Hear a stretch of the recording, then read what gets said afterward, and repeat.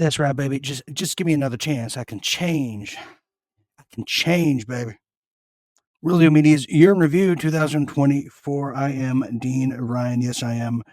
This is an incredible time to be alive, as tonight we are going to be pretty much telling you what you forgot, reminding you what is the most important, least important, and most urgent stories of the year. And we're going to have a lot of thought process tonight. One of those thoughts is we're going to have a great time doing it.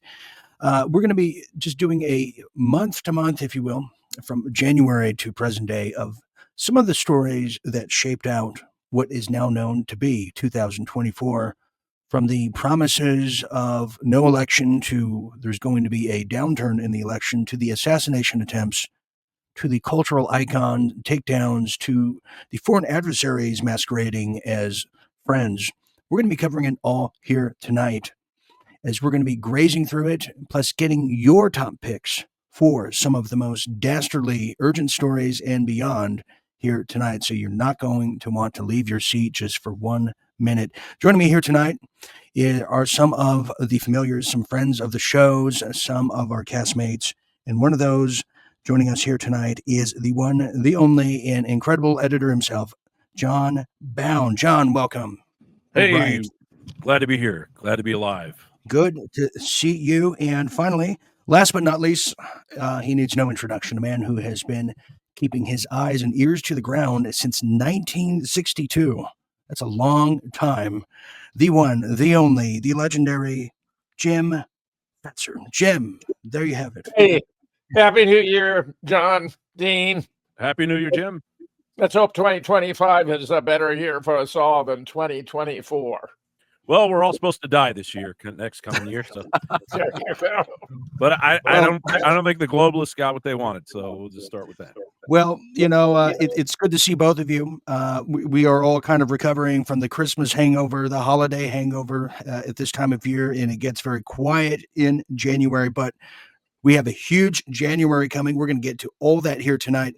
But let's just start now, Jim, because you compiled some of the top just 10 stories that we're going to graze through before we give you our picks of what we think. And I'll tell you what, John, you're going to be surprised what I think the biggest story of the year is, and the most underrated. You'll be surprised. And Jim, I think you'll know exactly who I'm going to pick, but I can't wait. The fix a flat butt lady was this year. So that's what you're thinking. Okay, well that ends the show. He got me. So we'll be talking about that. You don't want to miss your top. Okay, Jim. So what do we have in store? Let's just jump right into it. Some of the top stories of the year before we give our picks.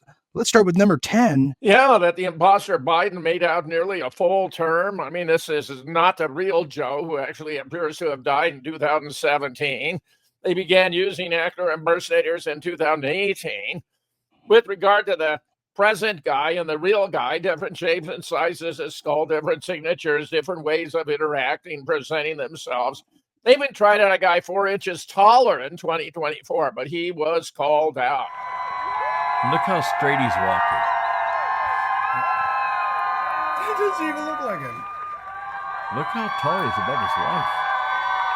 I mean, really embarrassing, Dean, how blatant they have been about all of this fakery. You're absolutely correct. I mean, we have monitored this since 2020 and slightly before, just the fraudulence, the Looney Tunes of it all. How many different brains and skulls?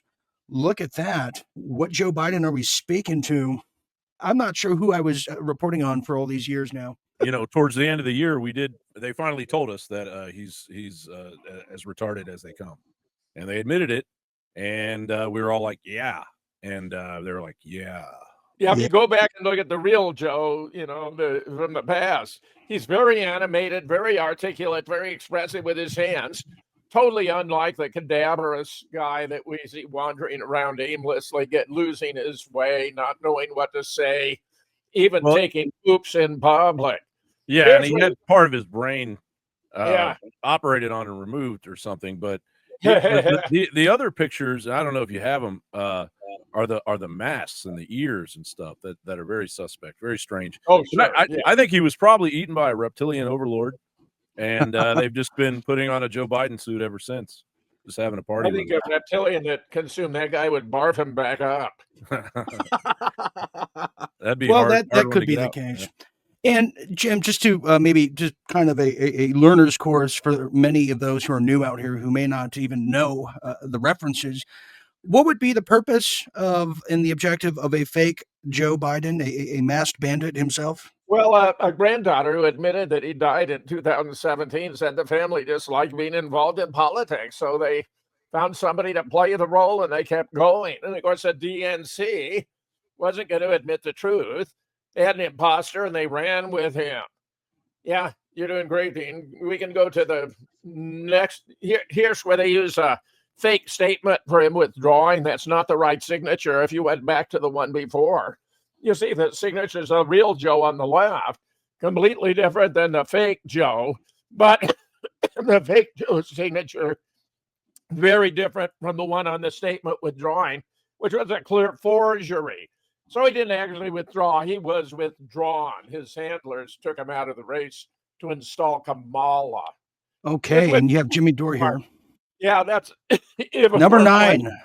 Here it is, Yeah. number 9 here. Russia forced to declare U.S. an enemy. Let's talk about this one because we've been talking about Russia for just since 2014. It feels like now, just for decades. But this was the year of change. Go ahead, Jim. What do we recall from Russia was made by the Minsk Accords, which we used as a cover to beef up of Ukraine.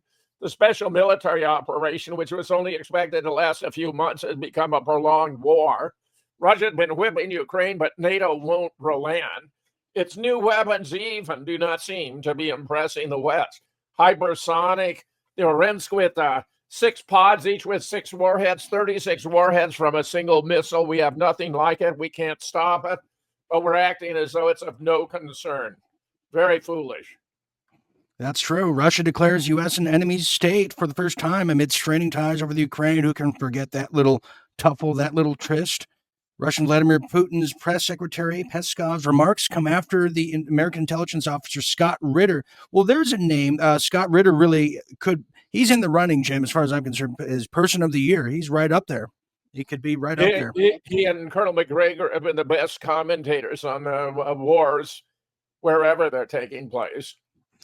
Moscow's even stopped using dollars. That's really quite striking. Here's an admission that Russia's exceeded NATO's expectation by far. Yes. In fact, the West really can't deal with it. Russia's now ramping things up in Ukraine after the assassination of their general in an act of terrorism. Here's how NATO might approach an attack on Russia, which many believe is the real objective. It's not defending Ukraine, it's dismantling Russia, dividing it into little parts so it can be looted by the West. That seemed to be our style. Absolutely. That's we've seen the encroachment. What's interesting too, John, is the fact that amidst all the attempts by the overveyors, they were unable to get Ukraine into NATO, and that was the only surviving life extension for Volodymyr Zelensky now, who is now getting denied access of asylum from at least 9 countries. Is what we're hearing, and is a bona fide dictator, and we don't, and the media will report that, if it was a dictator that the CIA didn't like, his moniker would be that he was a dictator of a certain country. But Zelensky has been a dictator for almost the entire year now, and that is who he is. He's not the president of Ukraine; he's the dictator of Ukraine.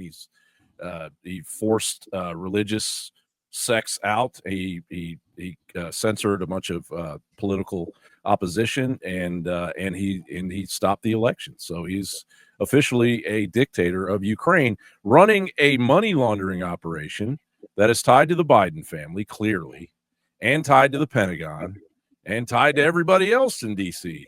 The Washington D.C., like the Vatican and the City of London, they're their own little countries. And it's finally it's gotten to the point to where they are run like a mafia. And so what you're looking at when NATO is planning to go in and strategically get into Russia is that you're seeing a mafia operation. This isn't something we need to do. It's not some organic strategy. Right. This is pure criminality, and for us to even give it 1 second of thought that this is just how things are and how progress goes, well, then you're siding with the mafia, and that's essentially what they'll be known as. But, And you know what, too, Jim, to add, we'll get your take real quick before we move on, is that one of the broken promises of 2024 is the Father of the Year, Speaker of the House, Mike Johnson, was supposed to have stopped funding the Ukrainian war. In day one, that was the first thing that was funded. So you want to talk about New Year's resolutions that never got met. That's got to be number one on the list, stemming back to January, Jim Fetzer. You're both making great points. Yeah, a lot of money is being kicked back to Democrat senators who are supporting the war. Some are Republican too. It's very gross what's taking place here. It has nothing to do with the merits. Russia was intervening to save the Russian ethnic speaking population from slaughter, such as taking place in Gaza. Kiev was about to unleash a massive attack in Russia. Putin intervened to prevent it from happening. Following, of course, the coup in 2014, where we overthrew the democratically elected government of Ukraine, by using $5 billion taxpayer dollars engineered by Victoria Nuland, because he was Russia friendly and they wanted someone who would be a stooge of the West. Very interesting. Great take. Why don't we continue here? We have number 8, Jewish academics morally justify genocide. Explain. Go ahead, Jim. Well, October 7th was staged by the IDF to justify attacking Gaza. It's been completely disproportional as a form of collective punishment. This is illegal under the Geneva Conventions, the UN Charter, international law, what's taking place here. The International Court of Justice and the International Criminal Court have found Israel to be an illegal state that is committing genocide. But Talmudic Jewish supremacist rabbis and academics justify the slaughter because the Palestinians are supposed to be subhuman. They're inferior to the Jews who are entitled to kill, lie, cheat, rape with impunity because the other races only exist to serve the Jew. It definitely was a major, it was always, I have to give it up for 2024 for really raising the inquiry of what exactly happened October 7th. Deja vu 9/11, John, it's just one of those deja vus. Here we go again, 20 years later. It's created this inertia too within social media and the public reacting because the anti-Semitic tropes and the thoughts and the reactions to the Palestinian genocide have been so overwhelming that now that's kind of also generated other movements by the public to get their message across to show that they're not happy with what's happening by the establishment, and you can see that in what just happened with the visas from India and their response to Vivek and Elon. And so I think it all goes back to what happened in Israel and in Palestine and what we've witnessed and just stood by and watched. The whole thing is a miserable nightmare. It should end, but it just won't end because these people are psychopaths. It has had the effect of focusing attention on Israel's treatment of the Palestinians, the brutality, the savage character, and a lot of questions about the nature of the Jewish state itself and its ability to impose its will with impunity in violation of international law because they claim they're responding to a higher law, God's law, that they are the chosen people and they are entitled to this land, contrary to the findings of the International Court of Justice and even the International Criminal Court. Yeah, and meanwhile they're crawling out of sewers in New York City with very shameful things happening underneath the streets of New York, and all kinds of things are happening where people are opening up that topic of questioning that topic. Very interesting you bring that up, John Bowne, and we might have lost John real quick. We're going to wait for him to come back, but it's funny he brought that up. That comes back into play. Let's continue here. We'll bring John back in 1 second. Right here we have next, number 7, the attempted assassination in Butler, Pennsylvania. Number 7. Go ahead, Jim. There was a real plot to assassinate Trump in Butler, Pennsylvania, for example. There were shorts put on 29 million shares of Donald J. Trump stock. That shows they really did expect the stock to drop, which would have happened dramatically had he been taken out. The security was hopelessly inadequate, set up to fail, but the size of the crowd and crisis actors showed Trump flip the script. With so much fakery allied against him, I cannot blame him. In other words, they knew there was going to be the attempt, but he flipped it to his advantage. He wasn't actually shot in the ear. There's a lot of video we would be playing did we have the opportunity. Keep going, Dean. Here you can see one obvious indication there was a plot. Look at that notch in the security for the very location where the gunman was alleged to be, though it appears the water tower was a location of a second gunman. We have the sounds of 3 shots fired from the closer and 5 from the water tower. Keep going, yes, Dean, and you'll see. Well, also, too, I have to point out, too, Jim, had you colored this with yellow, that is a life-size Pac-Man, too. Yeah. That's totally Pac-Man right now, eating the cherry. So, okay, here we go next. Oh, yeah. Here's Here's the water tower. And, this whole thing was very, very fishy, and lots of people have raised questions about it. It's like a do your own DIY JFK assassination. It really except JFK was real, and I take it this was actually staged, John. We got more. Trump, is an actor. I don't know if he has a card, but he participated in events. I think he hit a blood capsule up against his ear. Keep going, and you'll see more to confirm this. Look at that. You got Alexander Holyfield, who actually had a piece of ear cut off by Mike Tyson. You got Trump with no sign of any bullet hole damage to his ear. This is great. If you could hear it, it's Elon Musk and Donald Trump dancing to Saturday Night Fever. It's brilliant. Interesting pick. I kind of run on the side of that. Which Trump was it? I think there's a bunch of different Trumps, body doubles, because I certainly saw the video, Jim. I saw the bullets that hit him from behind. I saw the other ankles. There's a lot of questions too. I mean, and people are right to ask for that, as a lot of people who are engaged. We have Lena Star Moon that says it was staged. Yeah. Maddie Lynn says Tyson ate the ear. Okay, I didn't know he did that. Yeah, Holyfield's ear. Yeah. I've only seen 2 Trumps. There is a body double Trump who has silver hair rather than gold. Right. And wasn't the guy that supposedly shot him in a BlackRock commercial too, as well as the second assassin on the rock? Yeah. They're both in BlackRock commercials, Right. And they do these things to put it in your face to say we don't care. Well, here's the other filthy rich, we're just going to shove it in your face. Well, here's another thing to add too. You just reminded me, John, is that the father of the shooter, and I believe the shooter himself, were also on the email list for the Trump campaign in that particular city. It's kind of, there's a weird connection.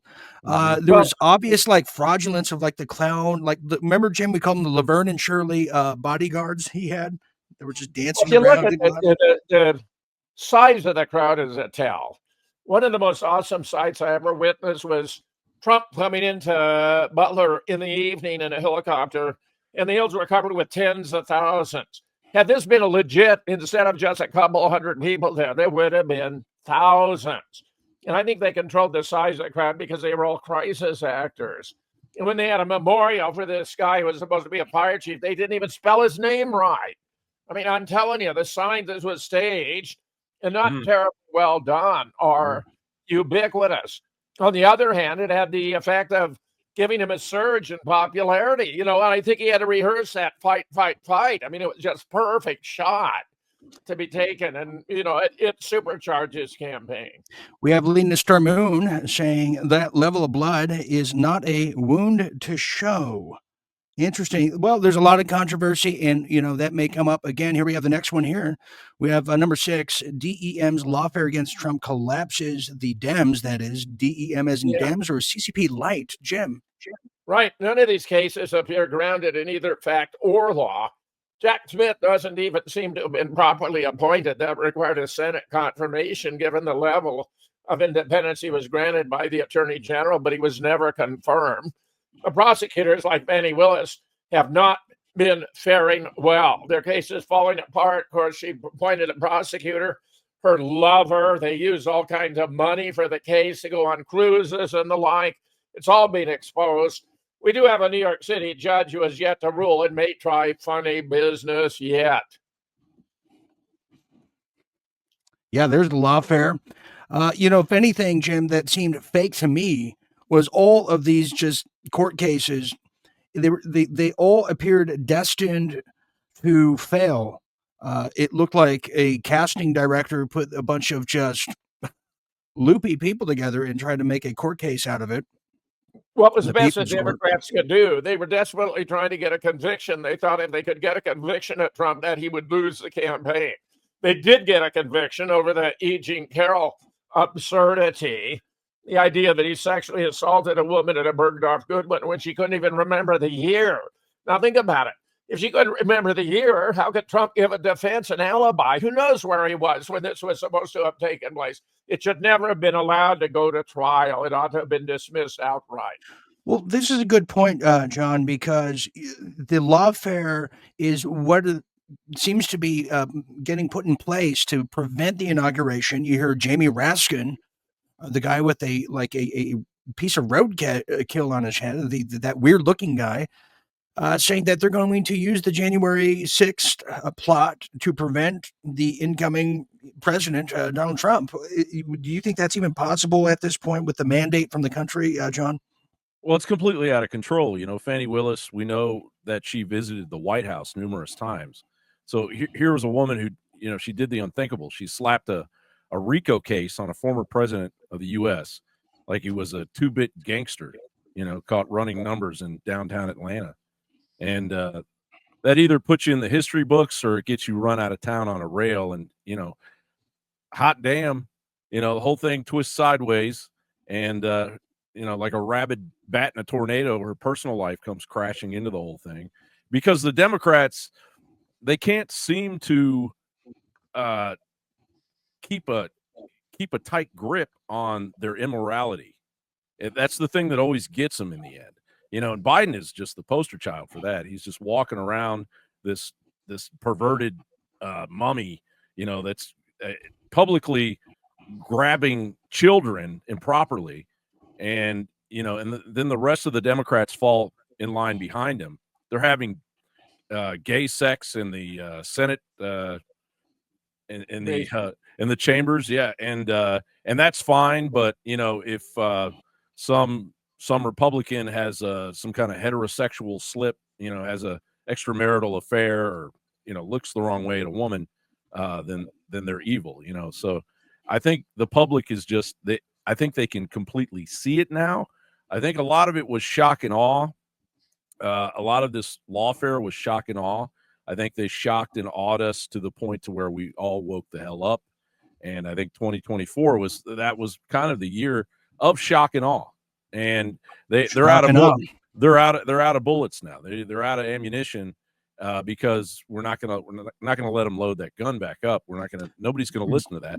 And that's what I'm saying is there's so much pushback in social media against just the tiniest things. The H-1B visa program. If that had come up a year ago, it would have just been a blip. But it's been determining what's being spoken about on local and national news for the past few days because people are so pissed off, and it's created the schism in the base. And I think that's what 2025 is. I think 2025 is the year that the voice of we the people really gets loud. Well. That's we have a whole prediction segment coming up. Jim, did you want to add to that real quick? Because we have about 5 more you stories. are correct that they're going to try to pull a stall tactic, have the nullification based on that obscure provision of the 14th Amendment. That if you incited an insurrection, you're not entitled to federal office, when it's all been thoroughly debunked. There was no incitement. There was no insurrection. But that doesn't mean they're going to try to pull the same heavy horseshit again. That is in their nature. Oh, yeah. You're so right, Jim. You're so right. Okay, here we go. Number 5 here. Number 5, Donald Trump defeats Kamala Harris is one of the top 10 stories. She was such a strong candidate. I don't understand. I mean, everybody loved her. That's right. She was so Yeah, impressed. yeah. Everybody loved her. But what do we have here, Jim? Tell us. Well, Kamal played it coy, and the Dems rigged their only debate. She had the special earrings that were little micro transmitters, and she knew the questions in advance. Following Barron's advice, his own son, Trump did podcasts with one and all, especially with Joe Rogan, and it was a sensational. People loved it. Trump finished with 312 electoral versus Kamala 226. The worst candidate, I would say, perhaps in history, lost to one of the best ever. Trump is just a sensational campaigner. He's got a way of connecting with the public that is phenomenal. So, yeah, here we have any number of stories about it. The electoral map, go for it. Move forward. And yes. Too big to rig. They tried to steal the election again. They actually did try. But just that Trump encouraged everyone to get out to vote. They weren't able to pull it off, and he won. It ought to have been with many more, effects, bringing in additional senators and especially House members. But the Democrats dragged it out. Anytime you see counting taking more than a day more, some funny business, and they stole several House seats, one right here in Wisconsin. But notice how well they did, picking up 27% more Latino, 3% more Black, 12% more Asian, 7% more women, younger people, 18 to 29, 13%, 45 to 64, 9. He was winning more voters across the board. Yeah, he was. John, I mean, a lot of people said there was not going to be an election. There wound up being one. We certainly covered, 6-7 hours of it live here at Real Deal Media's platforms. But yeah, that was 5. I can't wait to see what the other 4 are. But that was definitely a huge sign of relief, as in a heartburn kind of a way, when Trump won for many. Certainly the case. The fact that Kamala took us through that in that short amount of time, but the whole thing reeked of a campaign strategy put together by frightened hamsters. I mean, they had her walking a high wire without a net, and absolutely, it was the political equivalent, of smoking in a gunpowder factory. She was, God, yeah, that's so true. She was, you buy the ticket and you take the ride, and she took it. And once the documentary comes out, when we have finally just roll the tape of what that was, with some commentary of not just Biden's presidency, but that monstrosity, when he came out and during the debate, when he came out and couldn't put a string of sentence together, an idea. He said they beat Medicare, and Trump's like, yeah, you beat it to death. He meant the pharmaceutical companies. I mean, exactly. The other thing is Biden's presidency and Kamala, they didn't have anything to campaign on. They didn't have anything that they did, which is amazing. That's true. They had nothing for the United States, for the people of the United States. And it was so damn frustrating for anybody. But I would say especially blue dog Democrats. And you saw that with the commentary from the old school Democrats. They were just pissed that these people were doing this and using That's right. agenda. Jim, did you want to add to that real quick, Jim? Because we got 4 more left. Was built on the presumption that since there were more women voters than there were men, if they focused on abortion, and that was the one bona fide issue they had, they would win. They bought into their own woke ideology, which the rest of the country had repudiated. And they had a losing campaign from the beginning. The guy she picked as a running mate was a complete and total moron who believes that boys need tampons. Give me a break. Tampon Tim. I mean, heck, and the thing is, you go back, Jim, and I remember as a kid, like the biggest scandal was Jimmy Carter, who, God bless him, who died today at 100. But he had a brother named Billy. You remember Billy? And Billy had a beer problem. And that was a big deal. That was a big deal. That was a big deal back then. And now you've got all of this going on with all the people in their universe, just freak show, circus. You got the White House being run by a crime family, basically. Yeah. You got a Biden crime family. Are they going to pardon themselves? America's like, when are they going to pardon themselves? Yeah. Well, I'd When's he like to gonna just pardon go his on brother? record. I like to speak for all three of us, and I want to go on record that all three of us would like preemptive pardons just right now. I think that'd Yeah. be great Yep. if we Yeah, had that capability. But we have 4 more to go here. Then you're going to hear. I stole some you are gum go- from Sweezy's Market when I was 9. I'll admit it. well, we're going to turn you in. But we got 4 more to go. Then you're going to hear our picks of what we believe the biggest Excellent. story is of the year, the most underrated story, forgotten about story, and overhyped loser winner of the year. You don't want to miss. Okay, so here we go. Number 4. Well, Syria falls to ban the greater Israel. What do we have here, Jim? Well, 9/11 was an Israeli op to draw the U.S. into the Middle East. The plan was to take out 7 governments in the next 5 years. Yep. Worked all the way up to Syria, where both Russia and Iran intervened. But with Syria's collapse, the target that remains for Israel is Iran. Yeah, and they're just feeding on Syria right now. They're going Oh. into Syria like rabid wolves. They've gone into Syria. Yes. And it's like, yeah, no, don't pay attention to that. But Decimating little communities, slaughtering Christians and those who Yeah. don't belong to the right sect of Islam. It's monstrous. and I don't see an end to it, to be honest with you. I mean, I don't see Yeah, not anytime I don't soon. think that's something that's going to be stopped next year. So Yeah. No, here we have Debbie Tim Downer here. there. What do we have here, Jim?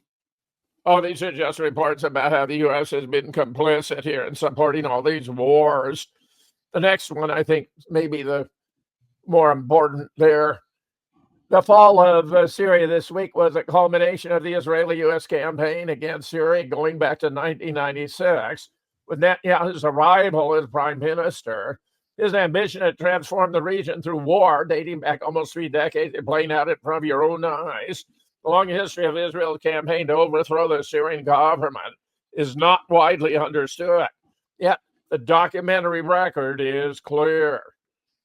And it is really bad. The United States has been on the wrong side of history again and again, and never more egregiously than in the Middle East today.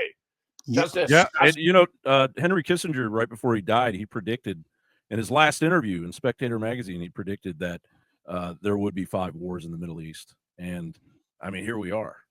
I mean, it was all set in motion. And John, it's about to get real interesting too, because correct me if I'm wrong, Turkey is a NATO country. If Israel attacks Turkey, that puts the U.S. in a position then to defend Turkey according to the NATO treaties, does it not? Yeah. I mean, that's a massive move, but I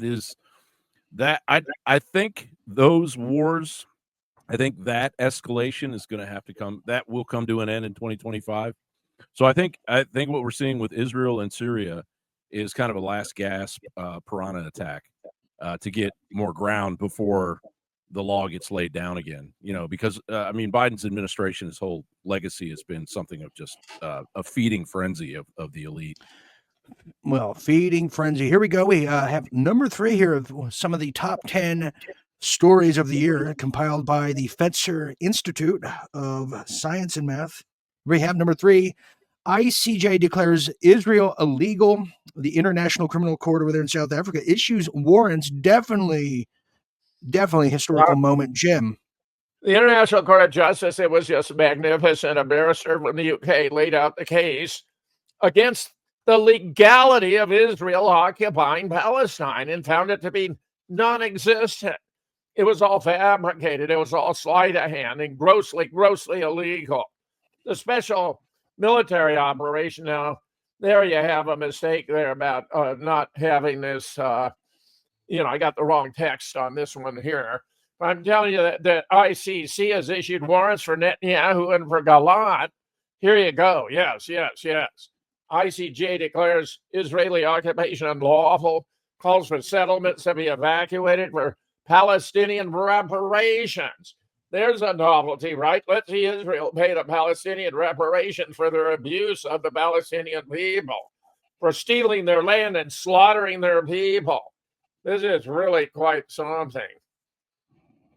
It really is. We've never seen any kind of critical stance against Israel since its 1947 inception. But I cannot tell you how fulfilled my heart appears to be when I see this for Netanyahu.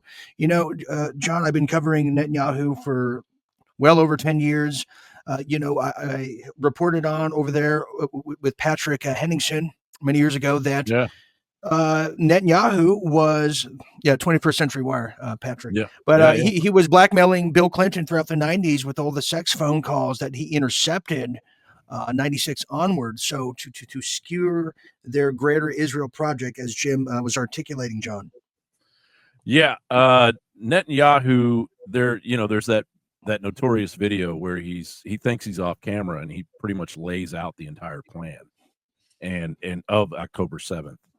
And so, I mean, there's so much evidence everywhere for the crimes of these international criminals, and it just leads me to think about Bill Gates. This was a year that quietly we didn't really pay much. I mean, it should have been headline news. Everybody should know about it. Everyone should be talking about it over the dinner table. But the Dutch really went after Bill Gates. They went after him. They went after Pfizer and the pharmaceutical companies and pulled. They're pulling Bill Gates into a courtroom. But they also went after him about 2,600 acres of land he was trying to buy, and blocked him from doing that. So, the pushback again. The pushback it's not loud enough yet, but it's happening. And they're actually, I mean, now you've got Bill Gates going to Mar-a-Lago to basically, mea culpa with the Godfather. And so, yeah, I mean, not quite the Godfather, but. Well, if Marlon Brando was still alive, I think he would be completely done with the Democrat Party, like many true aristocrat-oriented liberals of yesteryear. And I think that's another trend. Clint Eastwood's a big fan of the show, so I know he's watching. Oh, absolutely. We love Clint Eastwood, especially Jim, who walks around like Clint Eastwood around the house, from what I heard, with the gun and all.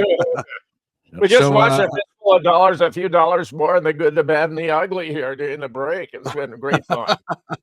That is a classic. Those right are up there, Christmas Two Sisters movies for sure. Yeah. All right, here we have, I believe, number 3 of the top 10 stories of all time, compiled by the Fetzer Institute of Science in Theater. Number 2, Ukraine war would become World War III. Jim, tell us what it's all about. I'm afraid Russia was played by the Minsk Accord to beef up Ukraine or the special military operation to become a prolonged war. Russia has been whipping Ukraine, but NATO won't relent, and its new weapon do not seem to be impressing the West. Let's look at some of the slides here, Dean, because this is big. U.S. gives Ukraine carte blanche for missile attacks inside Russia. This is outrageous. You get TASS even reporting about what's going on here and warning the West that this is not acceptable. Russia's Lavrov warns U.S. World War III would not be confined to Europe, letting us know it will reach the continental United States if it should come to that. And they have a habit of targeting military targets. I think they go after Boeing, Raytheon, General Dynamics, Pentagon, Langley. Those, I think, would be their top priorities, but also decision-making centers. So Washington, D.C. could also be among their primary targets.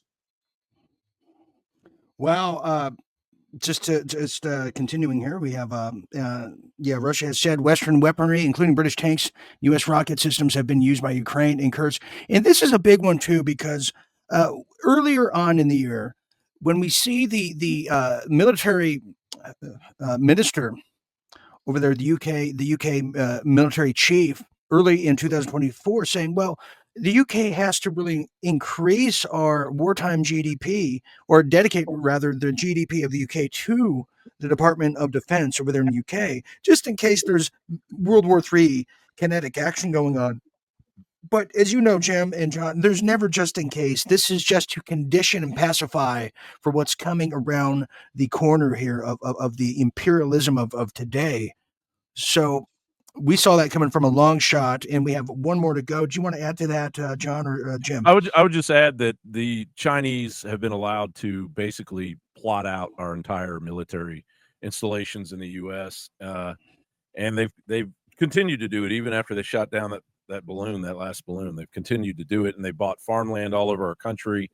And so if there is a World War III scenario, it would include China, and it probably would include something right here in the good old US of A. Good point. And, and that's the CIA government, the government Dealey statistics claim that 2025 is the year that our population goes from 340 million to 67. According to Deagle. That's correct. Deagle. Yeah. And so Deagle. Yeah. So I think, but you see that and it scares the hell out of you, but I think they've lost. I think there were a lot of things that happened that they didn't expect to happen. They were writing these things at the CFR and in the city of London and way back, and they never predicted an internet. They didn't create the internet. Al Gore didn't create the internet. It was created. Man, bear, pig. Yeah. and they didn't create social media, and they didn't create this mind swell that we've gone through, the anti-psyop that we've all experienced in the awakening. And I mean, that's something that we really have to look at, is they're pushing World War III on us, but at the same time, our awakening is a World War III on them. And, it's devastating. Yeah. It certainly is, John. I mean, it's devastation at its finest for very particular parts of the world. We have one final, the last story of the top 10 compiled by Jim Fetzer, and we have a quick break coming up. Then we're going to give you our picks you don't want to miss. But here is the number one just headliner of 2024, or at least compiled by the Fetzer University here. Here it is right here. Number one, Trump picks a war cabinet for Israel. The come down era is here. Jim, go ahead and explain, if you will. Yeah, its most important picks are 40% Jewish and 100% Zionist. Ukraine appears to be of lesser importance and may settle, but one after another does seem to be a zealot for Zionism. It looks like Trump will support Israel, going after 7 out of 7. Remember the plan to overthrow the governments of 7 countries in the next 5 years. Syria was number 6. Iran, number 7. So there you have it. Yeah, I mean, very good point. Chuck Baldwin, interesting. Trump picks war cabinet. And Mark, Rabbit Zionists is just astounding. Christy Nome, and she seems to be confused. It seems to, the stranglehold over the Oval Office, the executive branch, seems to be under the Zionist control, and that's where the money seems to be in this country. Every major Fortune 500 company has some of these ties. There's no doubt about it. And if we were talking about China, there'd be probably more outrage. And I think a lot of people are scared show any kind of critical dissent, if you will, against this because of fear of being called a racist or God knows what more, but this time from the so-called right. So it's funny how that is. John, do you want to add to that? Yeah, that's an amazing psyop. Yeah, and quietly there's a subtle and that, the left hates this word, but there's a quiet anti-whiteism going on, and that's not white nationalism or anything like that. There is literally a subtle cultural war against white people, and that no one dares talk about that one. I mean, people want to talk about Jewish, you can get into all aspects of the Jews and stuff, but you could really go down a rabbit hole, and a good rabbit hole. It's not about racism or anything like that. It's all facts, but it will lead to the disintegration of this country that was, of a Eurocentric mindset. That has to be regarded. And if you take that piece out, then we're I don't know where we're going. Well, you definitely have a lot of merit to what you're saying. Okay, we're going to take a quick break, and these guys have worked all night to get their top list of their top story, their biggest story of the year. You don't want to miss. But we're going to take this quick break first. Thank you very much, John and Jim. We're going to get into the most overrated, the most forgotten, which is probably the most important of them all, and the biggest winners and losers of 2024 right here at Real Deal Media's incredible year in review 2024, the year that was. So don't go anywhere. We'll be back after this quick message.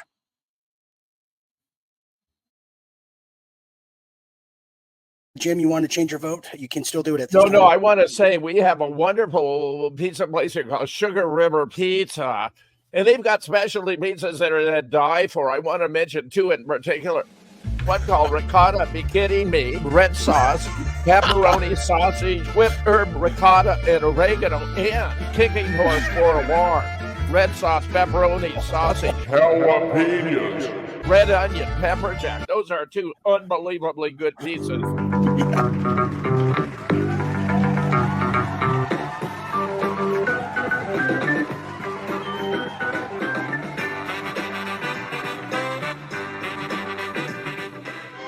Yes, sir. Just because you know I love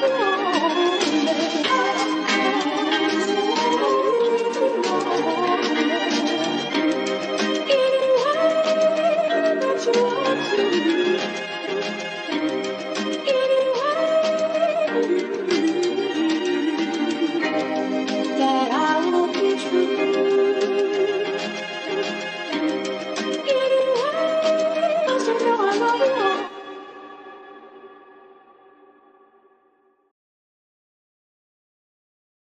Thank you. Year in review 2024. Good to be back here. This is Steel Dean Ryan, who's cruising with you in midnight and beyond, ever so slightly here, as we are going over some of the remnants, if you will, of 2024. And that certainly was a golden oldie, but still classic. And I got to welcome back Jim Fetzer, real quick. Jim, welcome back to our year in review. Also holds, I think, in my book, those same credentials. One of the most important producers of our time, and I think he's back now. The great John Bowne, welcome back to the stage.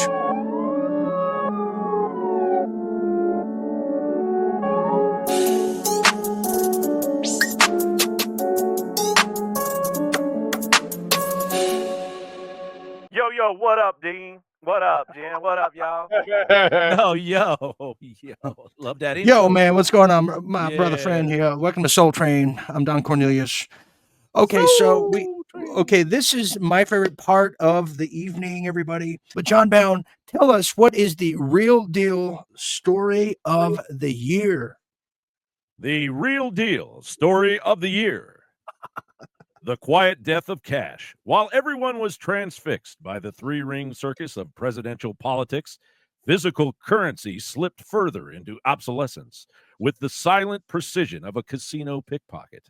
Central bank digital currencies crept forward into 114 countries, but nobody seemed to notice or care. They were too busy doom scrolling through social media and arguing about AI to see the money itself transforming. The kind of story that makes you want to stuff your mattress with $100 bills while you still can.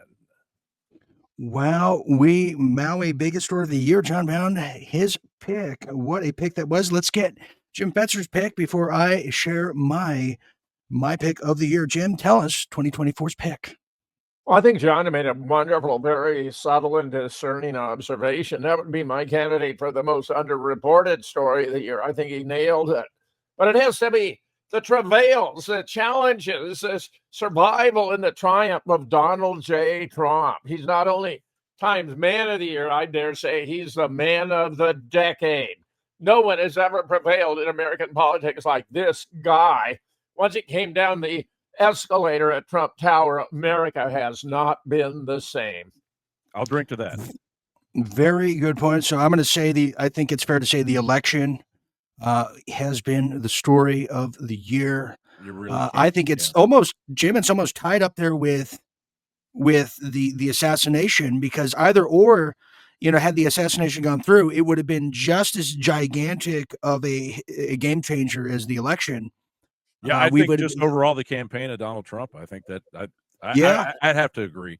I just went with a forgotten story, but I mean, when history when history looks back at this, they will eventually look at the CBDCs and that 95% of the global currency is being taken over. But the one that everyone really experienced was the presidential election of Donald Trump. And I mean, it was one to be remembered. It was, wow. They said this was going to be a hell of a year, and it really was when you look at that. Very good. Yeah. So big story of the year, no doubt, hands down, the election. We were pins and needles for 4 years now. It just didn't come around the corner. Okay, let's go to this next one. Well, I guess I'm picking the election of the year, so that's my pick. I'm with Jim on that. But now we want to do the most overhyped story of the year. I want to go last because I'm wondering if you guys. Okay, I'm going to go first on this one, Jim. Because I want to donate my body to the science here tonight. I want to throw myself to the wolves. I'm going to say, and I'm so sick of hearing about it, the most overhyped story of the year is Taylor Swift and the fake. I'm just so sick of it, John. I couldn't even name one song she does. Sucks so bad. She was at the Super Bowl. It pussifies the NFL even more so. I mean, my daughter turned me on to all these actual female musicians that I wasn't even aware of, and that could just blow the doors off of Taylor Swift. And I mean, she can't even dance. Like when she dances, she dances like a white girl. I mean, it's bad. She's awful. Yeah. So I'll say that one. Go ahead, Jim Fetzer. Most overhyped, real deal story of the year. Well, in a way, I want to talk about an underreported story, which is related to Taylor Swift, because we're going to go to that one. Okay, we're going to have most underrated. Go ahead. Yeah, but it's most overhyped. You were saying, listen, Kamala was bussing in people for a campaign. It was a miserable flop. Nobody gave a damn about her. It was like the end of 2016 when she and 2020 when she and Biden did a joint appearance in Phoenix. Very rare the day before the election, and no one turned out to hear Biden and Harris. And the idea that he got 81 million votes, it was all preposterous. Can I add something? She was showing out big bucks for the celebrity endorsement. Beyonce reportedly got $20 million for 3 minutes, and she didn't even perform. Yeah. No, she didn't. Go ahead, John. Well, I was just going to add to what Jim was saying is there's a guy that's professionally monitors GPS, and he monitored the GPS of all the cell phones of the people that attended the Kamala rallies. And they were all the same people. They were moving the same people around from one rally to the. They were all the same people, and they were all paid. Yeah, and they were all paid. Unbelievable. Well, and not only that, who could forget the CGI'd crowd? What a wonderful moment that was when we learned that was happening in Kamala Harris. It made me feel that it's possible, John. It's possible to get a crowd. Okay, so we have Jim. Okay, and John, you want to give your most overhyped story of the year? Was it you want to go with Jim's? No, I'm going to say the AI apocalypse, that never have so many words been spilled about so much speculation by so many who understand so little. Every tech CEO and their pet hamster released a groundbreaking AI model, each one promising to either save humanity or destroy it, sometimes both before lunch. And the media worked itself into a lather that would shame a rabid Wolverine, while the actual technology remained about as apocalyptic as a malfunctioning toaster. I want to call an audible. I want to change mine. Okay, the Taylor Swift honorable mention. It's not how I really feel. Let me give you the most overhyped story. Although I enjoyed it. I agree with you. I enjoyed my most overhyped story now is the eclipse. Who remembers that from April? The big solar eclipse. I enjoyed. I mean, that was I enjoyed it. I was a part of most that. Most overhyped. I was a part of that hype. I mean, that was a biblical thing that happened. I don't want to. Don't get me wrong. I enjoyed it, John. It was overhyped. And I sat in my front yard and I watched that thing, and it was cool, man. But we made a spectacle of it. The Book of Revelation never happened, so it wasn't. That was very hyped. That's an honorable mention for sure. And let's not forget the red heifer too. There was a lot of promise for that. Oh yeah, nothing came about it. Okay, so most overhyped. Okay, we're gonna go to the next one here, and we have some people who are participating as well.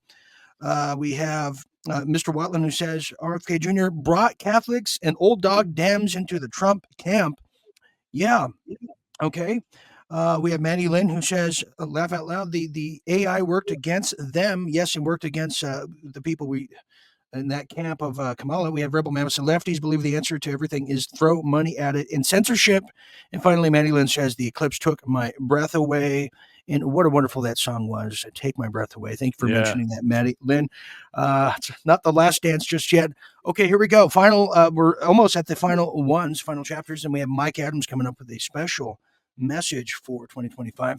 But here is the most forgotten about story of 2024. Jim Fetzer, what is the most forgotten story? No follow-ups, nothing, just blip of 2024, Jim Fetzer. Well, at this point, it might even be the Hunter laptop in the pardon, which was not surprising in the least. I think it was a big story at the time. It got buried. It might have deserved more attention. It was resurrected at a bad moment for the Democrats, but then everything they've done has backfired upon them this year, it appears. Yes, indeed. John Bowne, most forgotten story of 2024.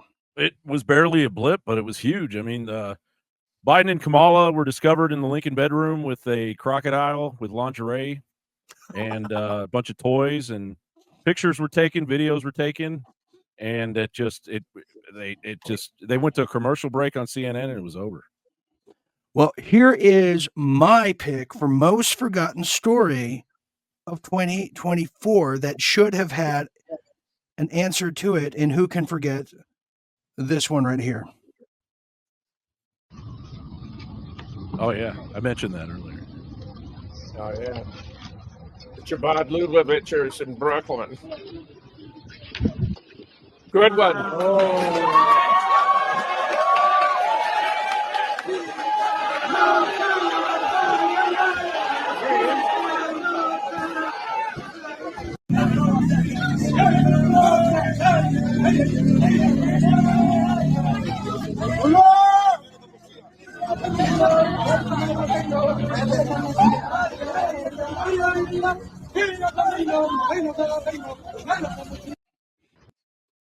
All right, so there you saw. Let's talk about that. That's my pick. Is the underground Chabad synagogue tunnels that we heard about? I believe December of 23 at the tail end, going into 24. Most underrated, but also most forgotten story. No follow-ups to it. And to make matters worse, too, Jim, it seems to have happened at a Blues Brother convention there, as you saw, with all those people dressed up like the Blues Brothers themselves. Or were they rabbis? No, that was a great resurrection of that story. You know, they brought in a cement truck. They filled it up with cement right away because, I mean, the ramifications were simply horrific. There appears to have been child sex abuse, perhaps even child sacrifice taking place in that basement, bloody mattresses and the like. They sealed it up forever with concrete. Great catch, Dean. Excellent. I compliment you. Yes, indeed. I think it was such a wake up call, Jim, to not just religion as a whole, but the entire conflict happening in the post October 7th world. This added to the pile of grievances that the ethno state of Israel is doing to all of us. They're dragging us in the world war, this made me realize too that the whole purpose was for all of us to hate Israel, to move the Khazarians back to Ukraine. This is why Netanyahu wanted the new Israel to be Ukraine. They're willing to sacrifice the entire country, just like they did in World War II, to create the state of Israel. Here we are again at the most crucial point in history. No doubt about it.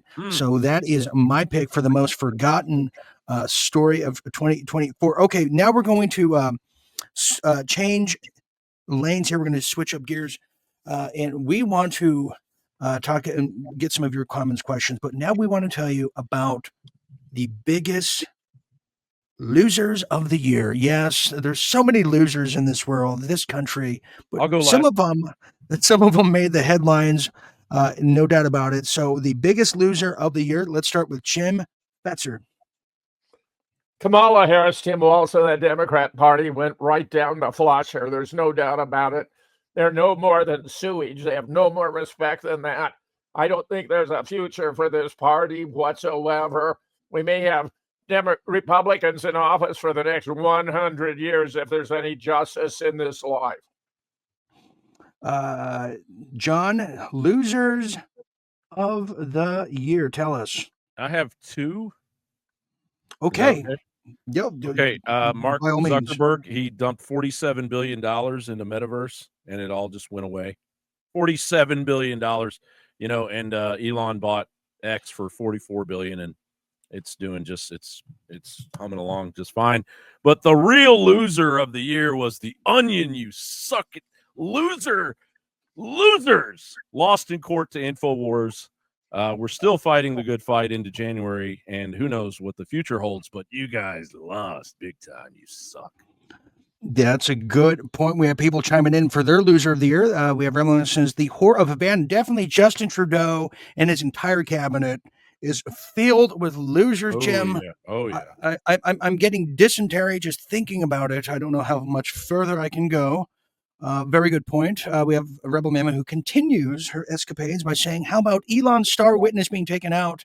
The day he was called to testify happened 2 weeks ago and nothing. Major cover-up. I want to add to that, too, is also major cover-up of the secret space disclosure of the Stargates and everything coming out now. Congressional hearings in Congress. Zippo about it as of December 12th of 2024. Huge disclosure that we are seeing now. Okay. The pick of biggest loser of the year, I'm going to say wokeism is officially dead, but the lamestream, urine-soaked media is the losers of the year. Here they are. They're dead. Donald Trump figure out the mainstream media is the fringe, and the fringe is now the mainstream. How the hell did Donald Trump figure out? I mean, Joe Rogan is obvious, right? Like, we knew the guy had a big audience. It's not like we were, like, stunned. But, like, how the hell was he, the 78-year-old guy who doesn't even have a computer and still, like, writes handwritten notes, how did he become the guy who cracked the code on, to your point, running a cultural, I don't even want to say campaign, running it was a movement. Look, heading a cultural movement versus a campaign. Every one of your people knows Elon. Listen. Yeah, so everybody keeps, the problem is you have a framework in your mind that, how can Donald Trump? Guys, can we cut it out? Donald Trump is not an idiot. Donald Trump, let me just be very clear. Donald Trump is smarter than me, you, and all critics. You know why we know? Because he has the White House, the Senate, the House. Totally agree. Court, the popular vote. He has a massive media. There he goes. Bigger than the mainstream, he said. You heard it from Van Jones, the proud communist himself. And you know what's sad about that too, Jim and John, is Van Jones had the opportunity to be one of the coolest guys in politics, but is continuously chasing the latte liberal algorithms, climbing the workplace there. It's really sad because he's a talented guy. He could be doing a lot more. So anyways, yeah, so the corporate media is my pick for the biggest loser. Okay, so we have the biggest winner. And we also have people saying Puff Daddy. Yeah. Sure. Puff Daddy. And that's a story that's going to be probably bigger even next year. Going into 20. Yeah, LeBron James. Oops. Are we at the Sports Center now? Go ahead, Jay. John. LeBron James is being pulled into it at the end of the year here. I don't know if anyone noticed, but he's like, yeah, I can't play ball. I got some personal reasons going on, and the NBA is backing away from him. And so now so I'm sure the evidence is coming up, and they're reviewing it, and his name is coming up, and he's probably been, I'm just alleging that he's probably been involved in some rapes. And so we're going to hear that too. So it's Jim, did you want to add to that? I know you follow sports. You know, you look at the NBA; they're down 46% in ratings. Nobody watches. Nobody knows who the players are. You even have former coach Phil Jackson of the Bulls and Lakers saying he doesn't even watch basketball anymore. Their influence is disintegrating. But as John was saying, LeBron James, who is a star in the Lakers, his social media is down. He said there's no party like a Diddy party. He's now missing from basketball. What say you on that feature of a big loser of LeBron? The whole Diddy thing is huge. I mean, an awful lot of A-list celebrities and prominent sports figures are implicated there, LeBron being among the most prominent in the sports category. But I mean, when the whole list of the Diddy clientele emerges, it's going to horrify the nation. Because people you've admired in movies turn out to be sordid child abusers, maybe even adrenochrome takers. That's very popular in Hollywood. We have reports about how actresses are growing younger in Hollywood rather than older. Younger rather than older. Well, that doesn't happen by chance. Good point. Okay, here we go. We have the final category here before we give our forecast for the next year, and you're going to hear Mike Adams' take on what's to come here in a second. But we now are going to pick the winner of the year, and there's a lot of winners. Some of them are obvious, but some of them you may not know about. And I'm going to start. This time I'll start first, but my honorable mention, and Jim's going to love this, John Fetterman, winner of the year. He totally came back. Just an honorable mention, John Fetterman came back and tried to regain his wits, gave Trump an endorsement. That's one of the honorable mentions. But, Jim, here's who I think the winner of the year truly is. Они привыкли столетиями набивать брюхо человеческой плотью, а карманы деньгами. Но они должны понять. But they realize that the vampire ball is ending. So there he goes. You have Putin just days ago making a declaration that these people are eating other people. The vampires' days it's now ending. And how significant this is. A man who had the whole world, the whole media around the world against him, who never faltered in the face of NATO, EU, or Ukraine, or getting the pipe. And here he is at the end of the year, Jim, going to the new year. Vladimir Putin is still standing, and he's still open for business. And I think that's a lot to say. I think that's great. Yes. I mean, if I had a second choice for man of the year, without any doubt, it would be Vladimir Putin.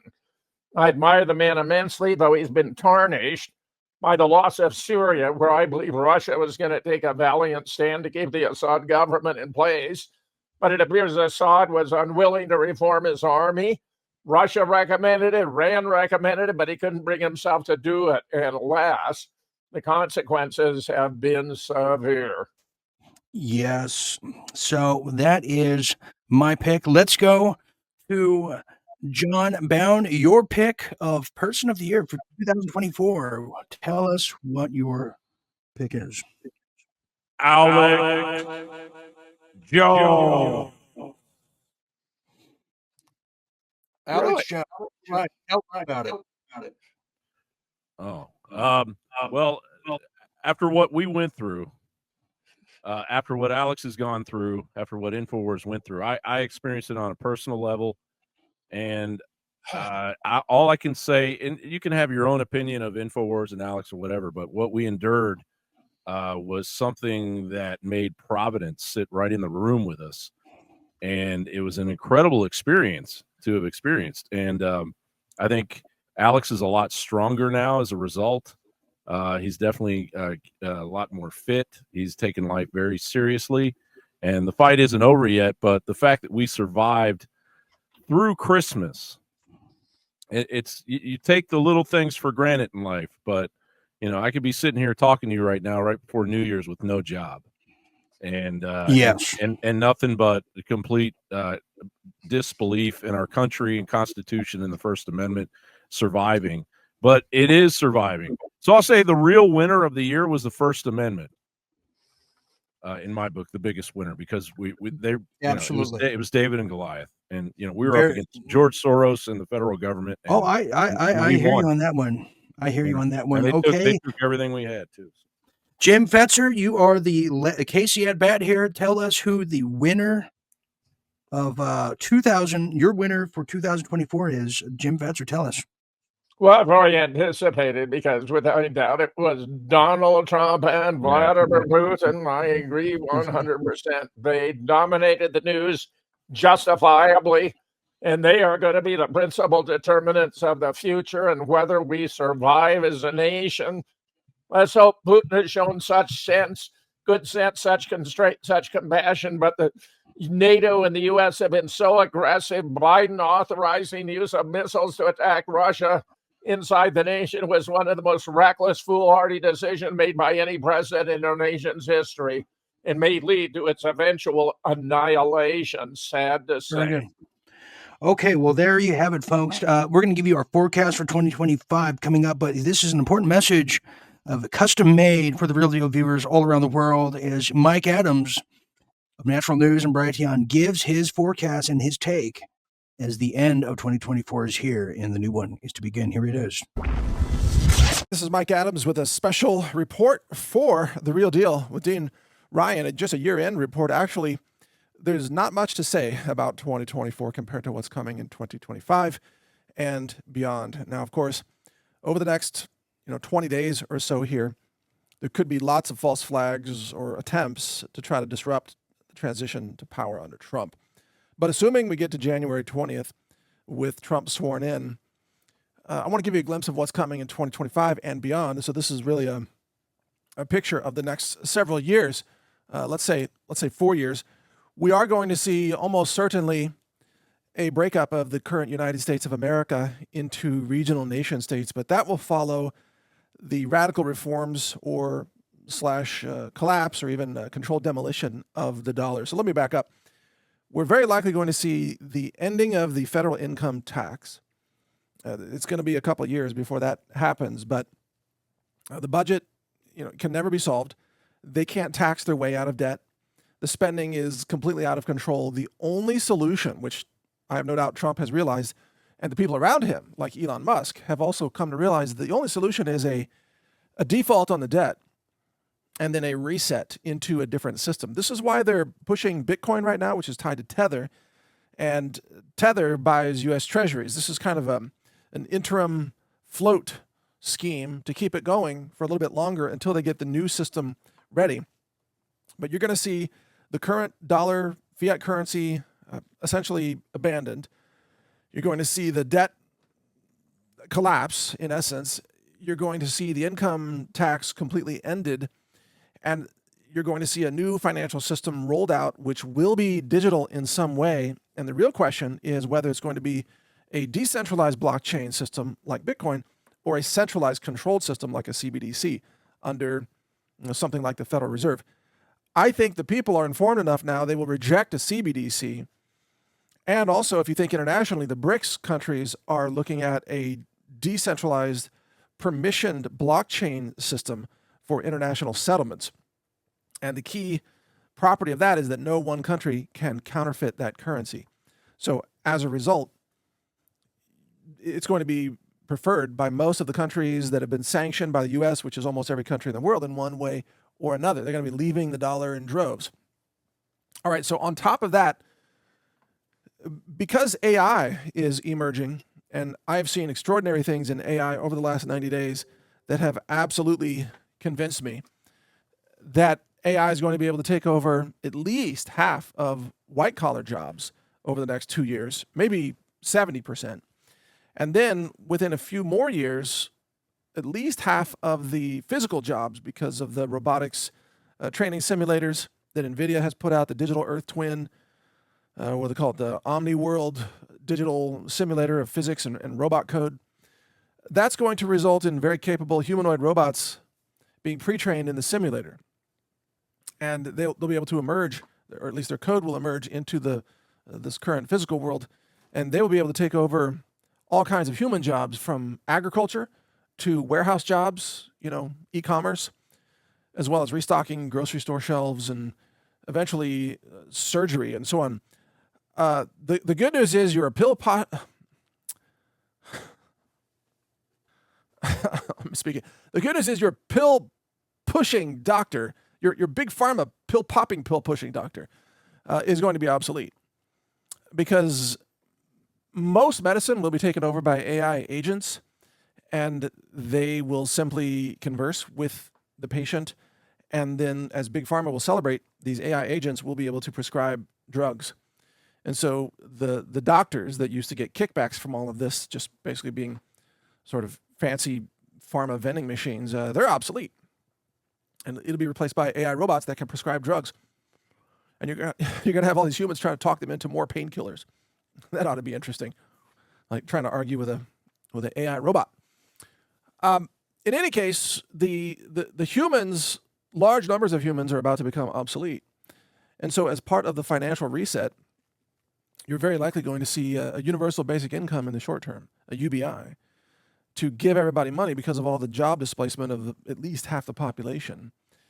But ultimately, ultimately, the globalists just want to exterminate the humans. So at first, they'll pay people off to stop the riots, but then coming will be a day when they turn the robots against the people, and we'll be living under the, Terminator 4 or whatever, Skynet. And the robots they'll be told to exterminate, the humans. And we're going to be in a robot war. Whoever survives that robot war is going to find themselves in a totally different world.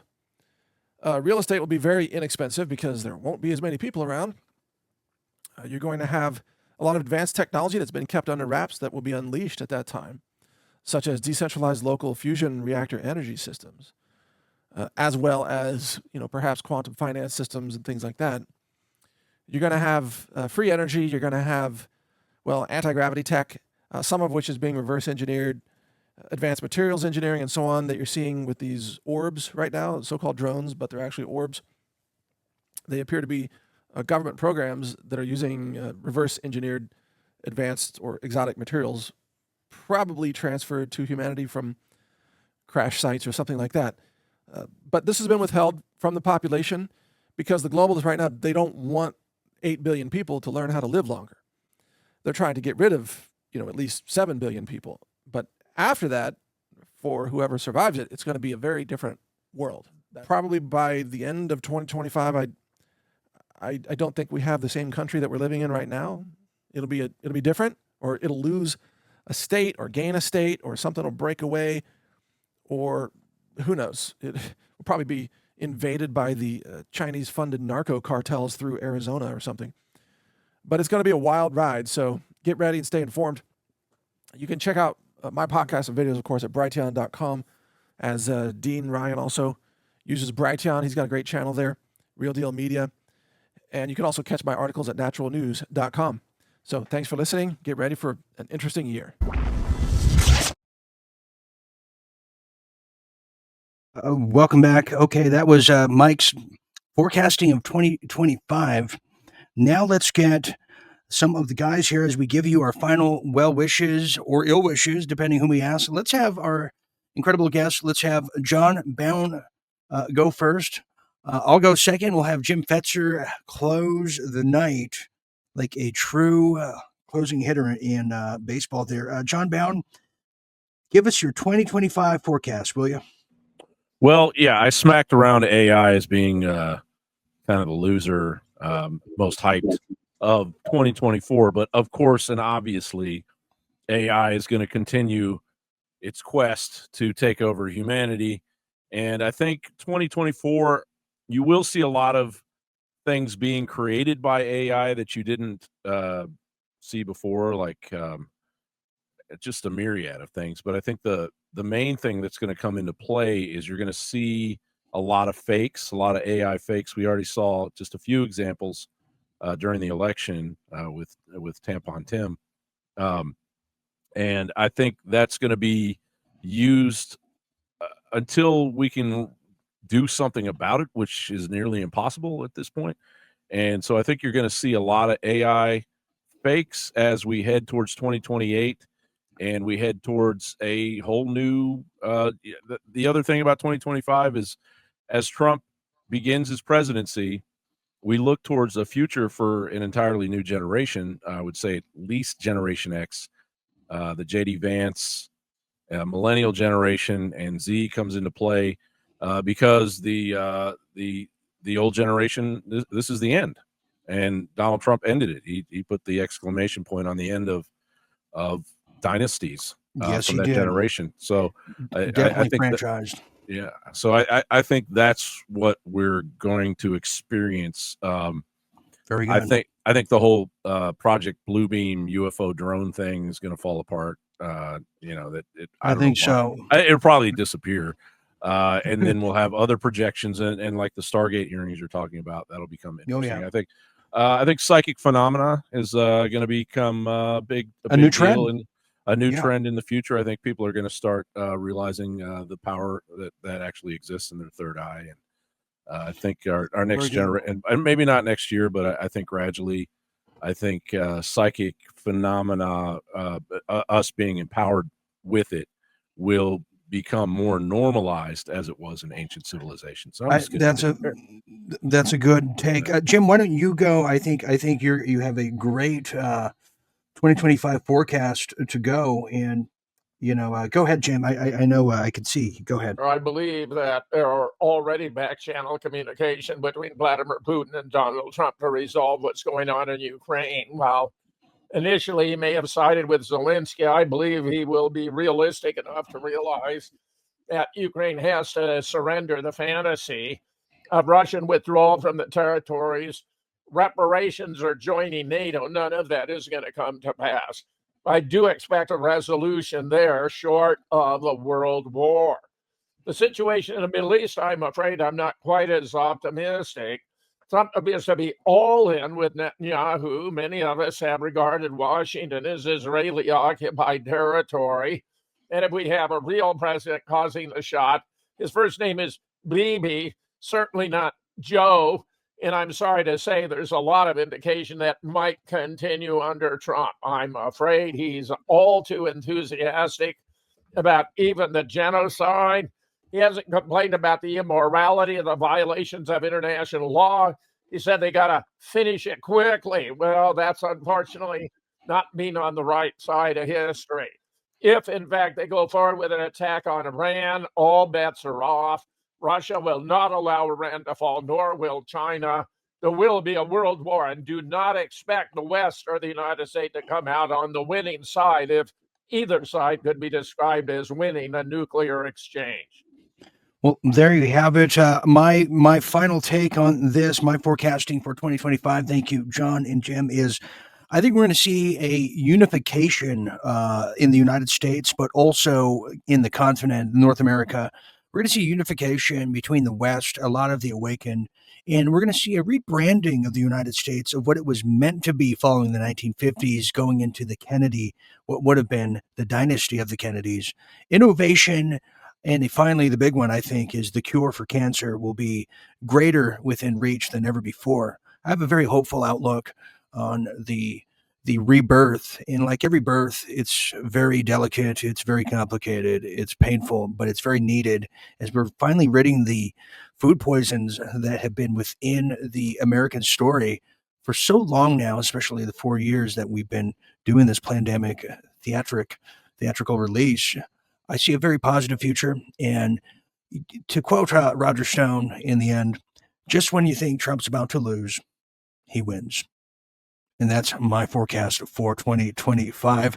And also honorable mention, too, I think we might see a rebirth of aqua blue shirts going into the future because of Jim Fetzer, who's been sporting such fashion trends, or John's fashion trends, a lot of new fashion trends. But also honorable mention to some things, the end of ageism. And I think one of those people who has been a hero is two people, Dick Van Dyke, who just won his first Primetime Emmy at the age of 99, and one of my heroes from a young age. And also Jim Fetzer, who shows that age is nothing but a number and passion is timeless. It's a classic at the end of the day here. So kudos to all of them. So there you have it. Okay, we're going to end it there. Huzzah. I want to thank the winners of this, the Real Deal Media audience all over the world, especially the members we've lost, our recently departed longtime member, Elizabeth Hudson, Ivy, Rusty, and some of the other ones we've lost over the course of 12 months. A very kind of a bittersweet ending, but it just shows that the tentacles of these type of shows we do here touch a lot of people all over the world, and that's what it's all about. So I want to give honorable mention to that. So anyways, for John Bowne, for Jim Fetzer, I'm Dean Ryan, saying thank you, everybody, for showing us an incredible year of 2024, and I look forward to waltzing, escapading, accelerating into the future with all of you. So for all of us at Real Deal Media, I'm Dean Ryan, saying thank you for sharing a bit of your year with all of us. In the meanwhile, never forget to stay tuned and stay awake. Good night, everybody.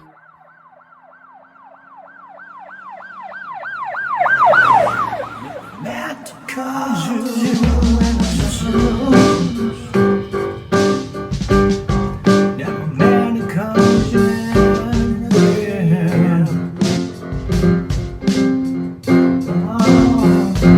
Thank you. Living in a purple rain. Never wanted to call you when it's just the blues. Never wanted to call you in the bed. Oh, I won't see you laughing. Living in a purple rain.